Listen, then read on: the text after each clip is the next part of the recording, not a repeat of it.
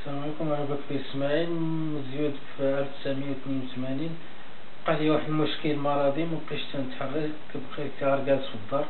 تتمنى من الله اللي شاف هاد الحالة ديالي وبيعاوني، واخا نمشيها لشي سبيطار ولا شي حاجة. والله يجازيكم بخير. باش كتحس دابا المشكل ديالي ما تنقدرش نوقف، ما تنقدرش نتحكم في راسي، مريحة بلاصتي. الا ما عاوني شي واحد ما نوقفش، الا ما هزني شي واحد ما نوضش. رجل في الرجل. المشكل عندي في الرجل وفي الحزام ديالي وفي اليد ديالي، ما تنقدرش نتحكم فيهم. يعني نتمنى شي واحد شاف الحال ديالي وبغى يعاوني. يعني بحال مشلول، بحال ما عندكش القدره تحرك. نيت بحال مشلول، ما نقدرش نتحرك، ما نقدرش نوض، ما تنقدرش نجلس. هذا هو المشكل اللي عندي. يعني الحياه ديالك كامله تبدلت. كامله تبدلت، يعني وصلت حوايج ما نقدرش ديرهم دابا بوحدك. دابا الا ما كان شي واحد اللي يعاونك راه ما تقدر دير حتى شي حاجه اخرى.